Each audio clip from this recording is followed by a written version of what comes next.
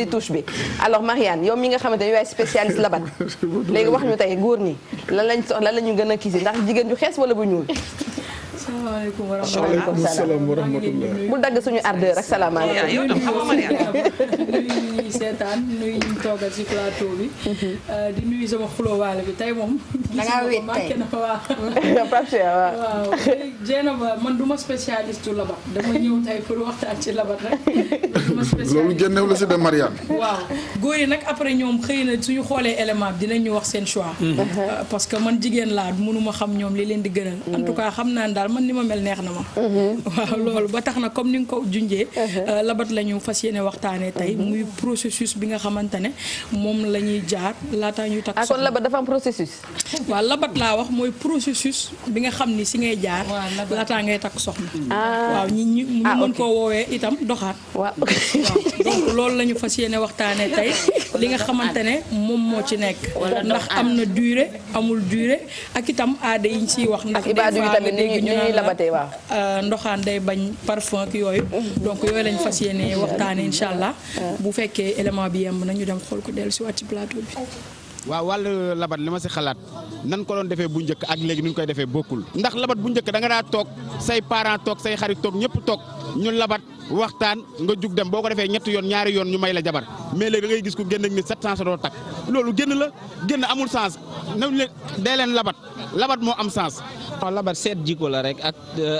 ak xool ndax yéen di ngeen mën a dëppoo ay xalaat ak yooyu labat moom mënta ñàkk waaye nag mu gaaw moom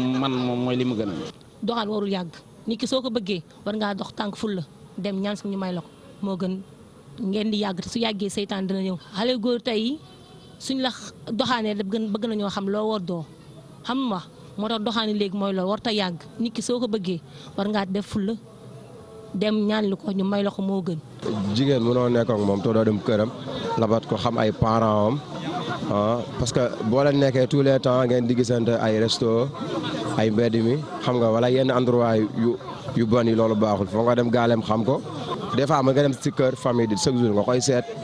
nga fekk fa benn paa bu tàng nga ñëw mën a la dama lay may far force des fois nga ñëw fekk fa benn paa boo xamante ni nii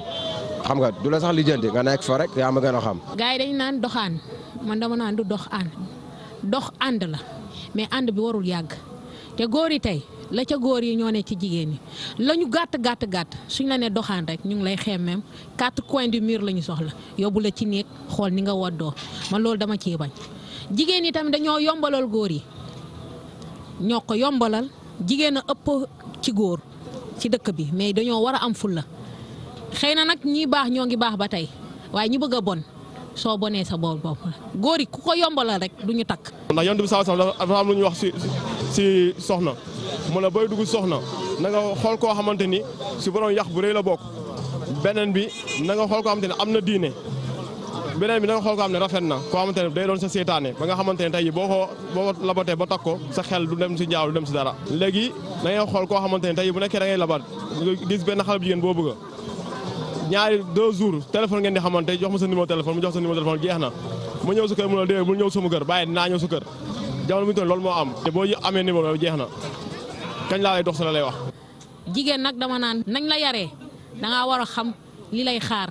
parce que lu mu gàtt dana la topp ci sa néegu sëy dana topp say doom. man daal dégg naa ay parfum ay boo ko mayee parfum day diggante bi day yàqu ay boo ko joxee daal day yàqu mais man amoon naa gel la génn nañ 5 ans mais man defal naa ko jëlee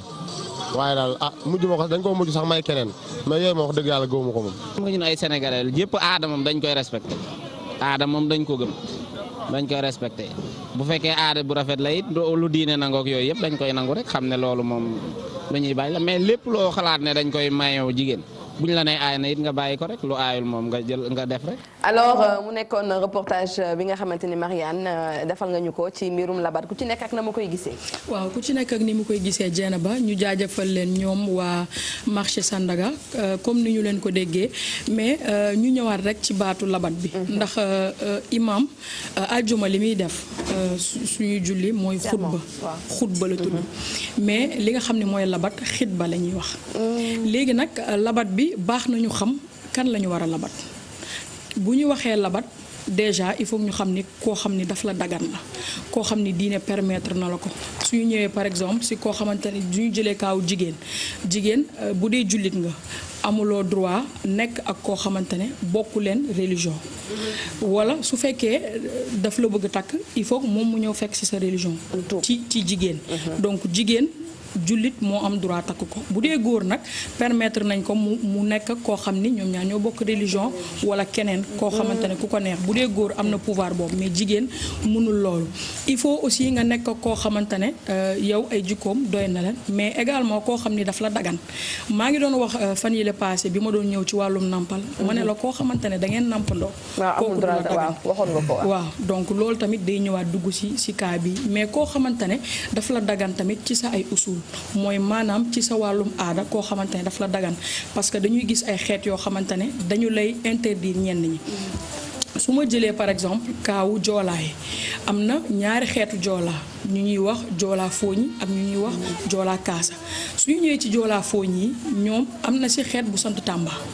ku sant Tamba doo leen nekk seen biir maanaam ku sant Tamba amul droit génn ku nekk ku sant Tamba wala boog soo leen di génn fekk seeni mbokk yëguñu ko mais suñu demee ba heure takkante doo leen sëy parce que dañuy wax ni ñi sant Tamba ñëpp ñoo bokk village bu ñu soqeekoo muy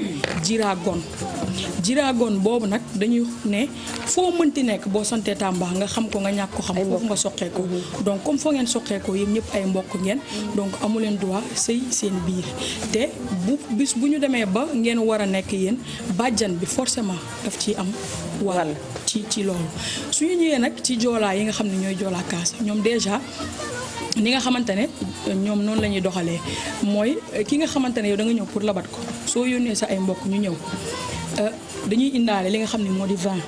suñu indaalee vin bi ñu ñëw waxante ak soxna si su soxna si d'accordé ñu doog a dajji vin bi xelli waxtaan bu fekkee soxna si d'accordul nag dañuy delloowaat vin bi léegi su d'accordé dañuy joxe somme 150 000 bu ñu joxee 150 000 bi si la ñuy def seen aada ndax ñoom ku ci nekk da ngay am ay totem familial ak yooyu ñoom ci loolu la ñuy nekk léegi nag 150 000 yi mooy tout frais compris si ngay def lépp waajalee ci waaw léegi nag ci 150 000 yooyu am na ci loo xam ne mooy obligation da nga ciy jënd mbaam boo ci jëndee mbaam famille bi kenn ku ci nekk lu mu ndaw di nga ko am ci ndawal parce que ñoom loolu mooy seen aada ba xew bi ñu def lu leen neex suñu ñëwee par exemple tukkuleer yi ak ci ñi nga xam ne ñoo di séeréer yi ñoom bu ñuy labat par exemple dañ lay wax ni soo demee di labat soxna soo ñëwee di ko pour labat ko fekkoo ko fa na nga ci génn bu dee séeréer moom itam li muy def mooy soo ñëwee di labat si nga simm sa ay dàll par exemple dàll yi nga tegee ko nii su fekkee soxna si buggul nekk ak yow dina am kenn koo xam ne ci jotaay bi dina rocceeku dem ba ca buntu ba daal di def sens contraire dàll yi pour wax la ne la yow li nga bëgg faral say daal te nga dem wax voilà doo fi am loolu bu dee nag ci olof yi ñoom moo gën a compliqué laa ko mën a waxee parce que dañ naan la na nga ko ñaan ndox su la mayee ndox nga xool bu jàppee ndigg li nga xam ni kii dina la jural doom bu fekkee benn partie la jàpp si ndigg bi nga xam ni du sëykat du koo xam ni day njaboot astafurlah du nekk koo xam ni day njaboot ñu ne bu laalee bopp bi daf lay téeñ boo ko fekkee mi fóot bëri na ay aada yoo xamante ne moom la olof di tegal mais yamul ci loolu également daf lay wax ni su fekkee yàgg ki nga xamante ne yéenay moom ngay labat bëgg ngeen yàgg ngoroyoo bi bum la xiir ba nga jël parfum naan danga ko yóbbu ak daal waaw parce que dañ naan parfum dafay tas ngoro ñu ne la bu ko may daal mais bu ko may tamit ay sous-vêtements yoo xam ne da koy jiital ñu ne loolu ngoro yoo dafay yàq li nga xamante ne moo di ngoro mais est-ce que loolu c'est vérifié waaw loolu nag aada la boo xamante ne moom lañ fi fekk te yàgg nañ ko dégg donc dégg nga gars yi ni ñu ko waxee mais waa ji nee na moom gëmul loolu ci micro trottoir nee na gëmu ko mais génn na ak nit 5 ans mujj ñu ko may te daan na ko may yooyu mais nee na gëmu ko mais xam na ni que dund nañ ñoom ñaar 5 ans te kenn mayu ko donc labat bëri na ay affaires yoo xamante ne moom daf koy daal di bañ jeena ba léegi nag suñu ñëwee nag ci labat bi en tant que tel baax na également ñu xam labat ndax am na durée wala amul durée parce que su fekkee par exemple dañ lay wax ni koo xam ni dafa doon sëy tas dinañ ne la am na idda maanaam nga toog ñetti weer bu dee koo xamante ne par exemple dafa jëkkëram borom këram dafa génn àdduna ñu ne la nga toog 4 mois 10 jours mais bu dee ci wàllum labat moom amul durée looloo tax nag sama gars yi dañ ciy profité. c'est contrat à durée mais su ñu waxee labat nag dañuy dellu si waat ci baat bi jeena ba. parce que comme ni ma la ko waxee woon sànq mooy waxtaan pour takk. waxtaan pour takk nag li ñu si jublu mooy yow comme yonent bi sallallahu alayhi wasallam ni mu ko waxee woon dafa laaj nga xam soxna si buñ la waxee nga xam ko maanaam li ciy gën mooy nga ñëw fekk ko en famille parce que amaana tey jii nii Dieynaba soo ko fekkee bu fekkee da nga waxtaan ak Dieynaba yéen ñaar kese mën na la génneel ay caprice wala mu wan la nii laa mel te melul noonu mais soo fekkee Dieynaba ci biir famille am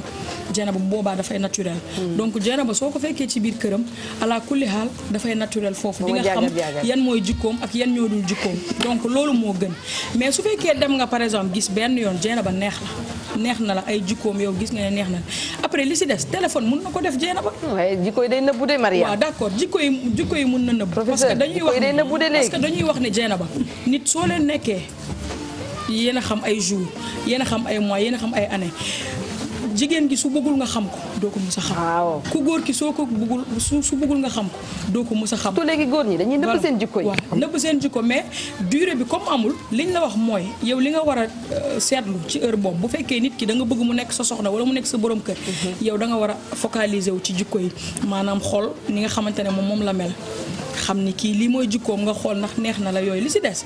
mën ngeen ko wax téléphone mais li ñuy bañ Dieynaba mooy li nga xam ni moom la ñu xewal léegi nga xamante ne doxaan bi comme ni ko waa ji waxee génn lay nekk maanaam nekkatul yow di nga génn ak nit koo xamante ne di ngeen génn ay année yow mënoo xam kër ndaw si ndaw si moo lay fekk si chaque fois yow xamoo fu mu dëkk loolu bu ñu koy wax kay nekkatul labat suñ ko waxee comme dañuy dellu si baatu olof li mu doon wax ngoroyoo xam nga suñu waxee Mariane dafay ngoroyoo ak docteur Massamba nekkul Mariane mooy génn ak moom maanaam Mariane doomu docteur Massamba lay génn loolu la nit ci xamul suñu waxee ngoroyoo suñu ne Mariane dafay ngoroyoo ak Moussa mooy doomam lay génn baatu goro ngay lijjanti goro maanaam dafa bëgg Mariane dafa bëgg docteur Massamba nekk gorom donc loolu la nit ci comprendre suñu waxee ngoroyoo pour ñoom mooy ñaar ñi nga xamante ne ñooy génn loolu du ngoroyoo mooy comme baatu goro comme niñ ko indee waaw donc léegi suñu waxee nag labat Dieynaba encore une fois jikko yi mooy wax léegi nag yow fexeel xam ki nga xamante ne moom ngay xamal ay te parents yi ala kulli xaal dañ siy nekk bu njëkkaan arabe bi dañ daan may te doo gis yow ki nga xamante ne moom lañ lay may waaw pël sax dañ koy def waaw dañ ko doon def mais yonent bi sallallahu alayhi wasallam dafay insister ñi ñëw ci moom ñëpp daf leen wax ne leen est-ce que xam ngeen ko boo waxee déedéet mu ne demal nga xool ko ba xam ndax neex na la su fekkee nag ndaw si neex na la bu boobaa kenn du la wax ni dañ la ko forcer yow lay neex nga nekk ak moom mais nag léegi nag li ñuy bañ nag mooy affaire yi tiré en longueur donc labat bi amul durée mais su fekkee xam nga ndaw si neex na la danga koy ñaan ñi nga xamante ne ñoo di ay parents yëf nit daal voilà loolu mooy yëf nit ñu may la ko léegi nag li ñuy bañ nag Dieynaba leneen li nga xam ne moo xew fii Sénégal mooy wàllum jamaale ndax yonent bi sallallahu alayhi wasallam dafa ne moytu leen di jaay ci jaayu jàmbur maanaam benn jigéen di génn ak ñaari góor mbaraan wala jamaale daal mooy terme bu baax donc pour ñëpp mën a xam li nga bëgg a wax waaw mbaraan mais jamaale mooy baat bi maanaam ñaar ngeen di nekk Fatimata dafay génn day génn ak ñaari nit maanaam labat ñaari nit di la labat parce que labat suñ ko waxee mooy takk yi parce que l'islam bëggul ngeen di noonoo bëggul ay jullit di noonoo seen biir te labat li muy indi gis nañ ay nit yoo xam ne ba tey ji duñu wax ndax lan dañoo bokkoon jigéen boo xamante ne moom lañ doon labat après dafay indi ay problème indi ay coowal yooyu te dañuy wax boroom xam-xam yi sax dañuy wax ne ku jigéen yow ku góor ki soo ko bëggee nga bëgg ko labat nga dem ba ci biir nga ne bëggatoo damay retiré wu léegi gis naa keneen koo xamante ne moo lukki sama bët mais yow jotoon nga jox ku jigéen ki dara wala yooyu mais dañu la wax ni boroom xam-xam yi ñeen yi dañ ne da nga ko war a jox ndàmpaay ndax li ko waral mooy waaw li ko waral mooy yaa ngi ko dig takk mu toog di xaar non seulement da nga tas yaakaaram mais ci diggante bi ku la wax ni amul kenn koo xam ni bëggoon na koo labat kooku ne ko non non maa ngi nekk ak diw wala maa ngi nekk ak diw moo tax mënuma nekk ak yow donc ñooñu ñëpp dem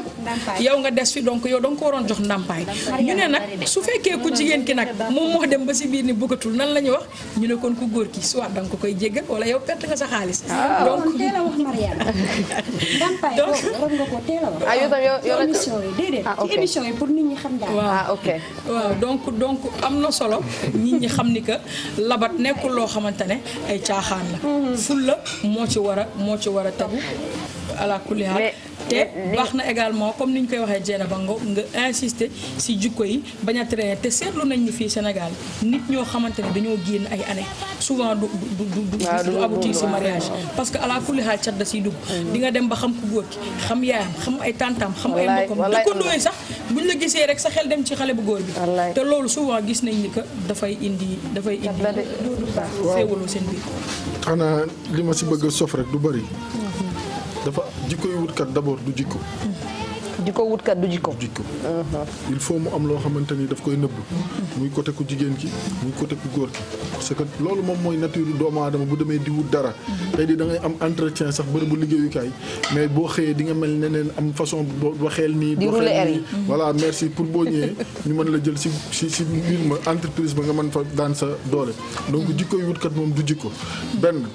ñaar. dafa am charte yoo xamante ni l'islam daf ko tëral. dugg naa sànq Mariane dama bokkalal ankay l'islam dana ko góor bu fekkente ni dafa day labat ku jigéen. comme ñoom ñaar amuñ droit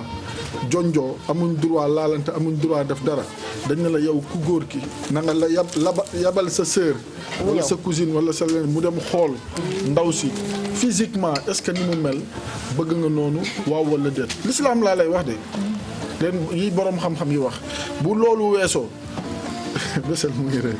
maanaam tey jii am na ñoo xamante ni dañuy takk nit dem ba si biir comme góor comme ku jigéen dañuy sëy dem ba si biir ku si nekk découvrir si wàllu physique sa partenaire loo xamante ni peut-être dañ siy am déception mooy li ñuy wax ne la jikko yi ci buntu bi lay taxaw naa la voilà maa ngi dugg de est-ce que comprendre nga donc yooyu yëpp dafa nekk ay critères yoo xamante ni yu jara bàyyi xel la yeneen yi mooy Seydunaa Muhammad sallallahu alayhi wa sallam daf ñu jox góor ni ñun ay critères pour bu ñuy tànn soxna jox jigéen ñi ay critères pour bu ñuy wut borom kër mu ne ñun góor ñi tunkaxul mar'atu li arba'in jigéen dañ koy takk ndax ñeenti critères ñu ne ko ban ak ban mu ne li maaliha bu la neexee nga ne ndaw si maanaam dafa cet dafa yor xaalis maanaam dafa toogaale bu la neexee sa droit la nee na am nga si sañ-sañ aw li xasabiha bu la neexee nga ne askan sàngam la bokk moom lay sëyal am nga si droit beneen bi mu ne aw li jamaaliha bu la neexee nga ne dafa rafet li xale yi naan dafa tooy am nga si sañ-sañ sa droit la aw li diiniha bu la neexee nga ne dafa am diine moom moo tax ma dugg si nee na nag moom li mu lay digal moom Seydunaa Muhammad sallallahu alayhi wa sallam nee na fadfar bi zaati diini taribat yadak nee na booy tànn demal jël borom diine boo ko deful rek dóor nga sa loxo si xeer léegi dëggoo ñu lu ñu takk cas social du dëgg taar day jeex beneen bi alal day jeex kenn andi ko fi kenn du ko yóbbu beneen bi ku ne la maa la gën ñun ñëpp nañ dellu si maam aadama suuf ak ban la ñu sàkkee ñun ñëpp kenn gënul kenn ki gën si ñun mooy ki nga xam ne moom moo gën a ragal yàlla diine nag boo ko tànnee sa xel dina dal ëllëg boo fi bàyyee sa njaboot bàyyi mu wóor ne bàyyi nga ko entre de bonnes mains koo xamante ni am nga si moom njortalu rafet ne danañ la ko yoral beneen bi mu ne yéen jigéen ñi bu ngeen di tànn idaa ra'aytum man tardawna diinahu wa xuluqahu fa zawwijuhu nee na yéen borom kër yi ñoom docteur Massamba bu nit ñëwee bëgg seen doom ngeen gis ci moom ñaar yi diine ak ngor diine ak ngor c'est très important nee na may leen ko soxna ñu ne ko ñu tax ñu ne diine ba pare na ngor wala jikko ju rafet da ngay dugg ci jàkk ji ne allahu akbar nit dugg ne allahu akbar comme yow nga làmb sa gisatoo sa portable ku ko jël ci jàkk ji lañ ko jële kooku du jullit comme yow wala nga génne di laajte sa ay dàll wala nga génne di laajte sa kalpe donc maanaam diine ji day ànd ak jikko ju rafet jikko ju rafet nag nit ki moom moo koy làmboo saa su nekk di ko doxee di ko waxee beneen bi fi may joxee Jeynab parce que temps bi ngi dem yàlla dafa wax ci alquran mu ne wala junaha alaykum fi ma aradtum bihi min xitbati nisaa'i aw aknantum fi anfusikum alima allahu annakum satadkurunahunna walakin la tuwa'iduhunna sirran foofu bi muy wax sax mooy ñi nga xamante ni ay jéebéer lañ maanaam ñi nga xamante ni dañ seen jëkkër dafa génn àdduna wala ñi nga xamante ni dañu nekk en instance de divorce mais itam dañ siy laaxaale célibataires yi yàlla nee na ku fiy génn ak jigéen nga bëgg ko mu bëgg la ngeen nekk yéen ñaar nee ne fexeel ba bu ko jox rencard si suuf naan jël ma si suuf wala di dem di gisee foo xamante ni ay RV rendez-vous yoo xamante ni fa ngeen di gisee la fay xew dañ si yàlla musal donc yooyu yëpp dafa nekk loo xam ne l'islam daf ko tere l'islam li mu wax mooy boo bëggee jigéen nga sol sa dàll dem toog wax ak moom mu xool la nga xool ko ngeen waxtaan la sa des kilifa yi dox ko beneen bi junjee na ko léegi tey jii da ngay gis ngoro yi téere en longueur nu ñuy sëyee parce que la ñu waroon a sëy yëpp ngoro woon waaw bon xam naa ne sujet bi jaratul ñu ci étiré wu mais dama bëgg aussi ñu wax ne avant l'islam nii la daan demee. góor ak jigéen daawuñu jaxasoo. c'est-à-dire que il faut pas que ñu focaliser lépp ci l'islam. l'islam dafa fekk mu rafet. damay bëgg ñu bañ a jàpp ne suñu maam yi danoo nekkoon ñoo xam ne danay nekk di def lu leen neex déedéet. sunu maam yi mosunoo nangu jigéen muy dem di jote góor te amul jëkkër buñ la daan jox sa jëkkër boo amul ndaw dañ lay dóor balu fetal nga tëdd. ki ñu balu fetal lañ lay dóor nga tëdd. ndaw néew yu bari gis nga guddi bu non daawul am néew. non jamono ji laa wax. non parce que tamit ñu ngi dem ci l'islam lii nga xam ne mooy l'islam mais réew mi ici dafa am ñoo xam ne ay jullit lañ am ñu dul ay jullit. am ñoo xam ne sax duñ jullit duñ catholique. ñoom ñu ngi ba léegi ci seen diinay maam. dama bëgg ñu préciser loolu. li tax ñu daan wax ne jigéen dafay sàmm ndawam. jigéen dafa am condition yoo xam ne loolu la tubaab tuddee le contrôle de l'espace de pudeur c'est-à-dire que jigéen daawul wéet benn seconde wala xale bu góor wéet benn seconde te kenn xamul fu mu ne. organiser woon nañ village bi organiser dëkk bi organisation boo xam ne wéet amul. heure yi ñuy dem tool sax bokkul. waañ góor du ci dugg. jigéen am na foo xam ne du jaxasoo ci biir góor ñi da nga daan dégg sax boo nekkee xale ñu naan góor ci góor ñi jigéen ci jigéen dañ ko defoon way xale bi di judd di ko way ba mu gëm donc il faut que ñu préciser waat loolu aussi que ne suñ société bi du société bu dépravé boo xam ne góor ñi ak jigéen ñi dañuy jaxasoo rendez-vous amu fi bañ ngeen ko ba baat bi amut ci wolof amut ci séeréer amut ci njaagu kon dañ ko jëggaani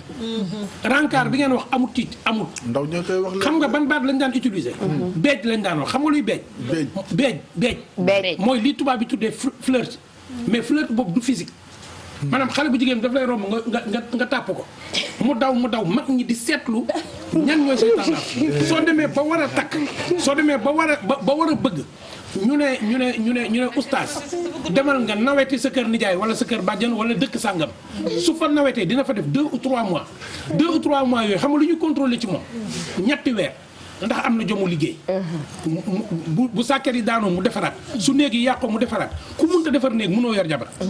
ñu xool ba xam kii mën na defar néeg ñu bàyyi ko mu yor toolu nijaayam wala mu yor toolu bàjjanam wala stratégie la daal tool yooyu la ñuy xool ba xam il est capable d'avoir un pouvoir économique ndax mën na bay ndax mën na téye tool bi kon su fekkee mën na loolu mën na am kër léegi nag ci biir nawet bi ñu ne ko wol say xarit ñu ñëw dimbale ci tool bi parce que jigéen kenn du ko jox góor gu amul ay nawle parce que jigéen buy sëyi dafa war a am ay yeneen góor yoo xam ne ñoo xaritu jëkkëram su amee problème mu wax ak ñoom processus boobu dañuy ñëw tubaab bi ñëw dindi ko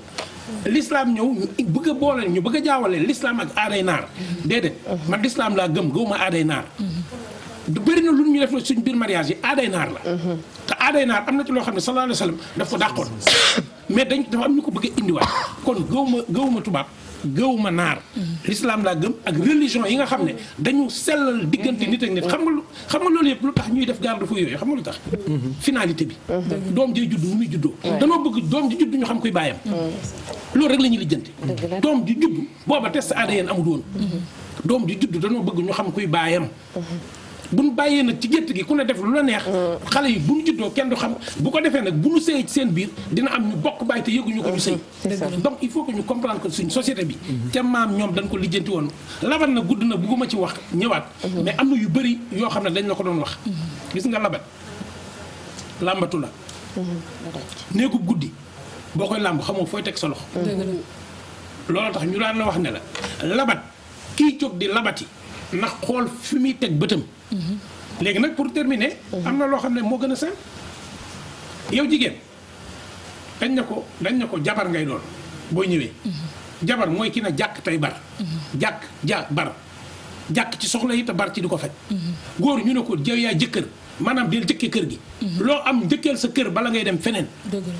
bu jigéen ji ñëwee war a ki ngay jëri ñu ne la na fexe ba miinante ak sa sœur bu mënta miinante ak moom xoolal nu mu def ak ndeyam dañ ne la góor guy saaga yaayam boo demee sëy ak moom mu dina la saaga jigéen juy gëdd ndeyam boo ko takkee mu gëdd sa ndey donc yooyu nag moom la ñu naan observé ci société bi te kenn observé tu ko en tout cas Marianne vraiment merci man j'ai même envie que sujet labat yi ñëwaat pour un peu yee ndaw yi dañuy jóge ci labat dem ci mariage déedéet buñ ci dese non duñu des ci labat parce que suñu waxee labat dafa am lu ko tax a jug muy mariage donc suñu jógee ci labat mariage dañuy mariage moom xanaa 4 émissions nga koy def inchallah mais ñëwaat rek pour tënk tëj tuuti rek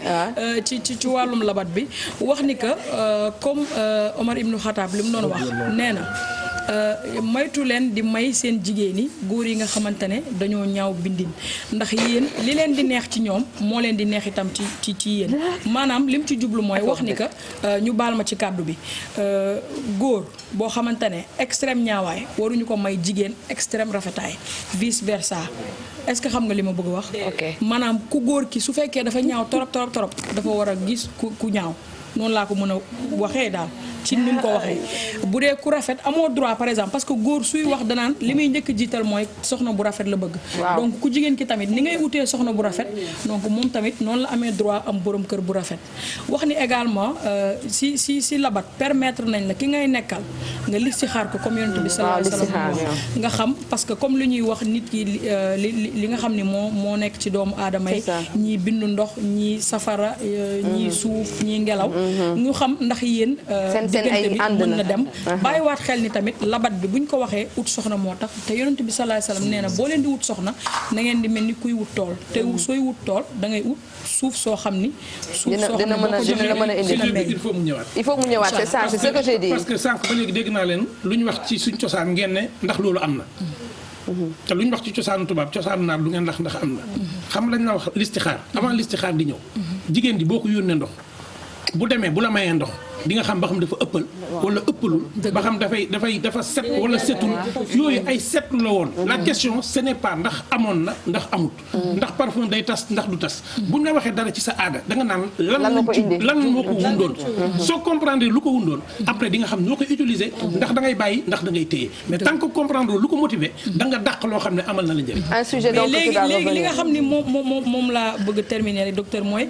léegi suñu waxee labat mooy nit ñi jigéen ñi rek la ñuy seetlu mais góor itam dañ leen daan seetlu parce que suñu waxee ni ku góor ki da nga koy invité mu ñëw reer mag ñi dañ daan jël picc def ko ci diggu bool bi tëj ko picc buy dund nga xam ni ku góor ki pour xam ndax ku sopp la moom tam ndax sobul day dem di xool lan lañ togg reer bu tijjee picc ba naaw suñu ñëwee gisuñu ko ñu ne kii dafa ëppal donc ni nga xamante ne ku góor ki noonu lay seetloo ku jigéen ki noonu la mag ñi tamit daan seetloo ku góor voilà baa nga jox ko tàngal mu yéey jabar su ko tee da ngay ñëw su ko tee seen kër gis nga jey na ba góor bu bëggee sa doom jox ko tàngal ku munta muñal tàngal du muñal jigéen bu ko yéeyee xamal ne kii du muñal jigéen ku munta muñal tàngal doo muñal jigéen genre Massi dinañu yéey émission bi léegi inshallah xam naa ne heure bi Dieynaba jaajëfal rek balaa ma koy fàtte ñi nga xam ne ñoo jàpp ci rubrique bi famille Tamba Sunkaru Tamba maa ngi koy jaajëfal bu baax ak Ibnu Ñaan en tout cas machallah rubrique bi mun ngeen comme en replay ci YouTube mais aussi ci page ngëm-ngëm di page Facebook kon dañuy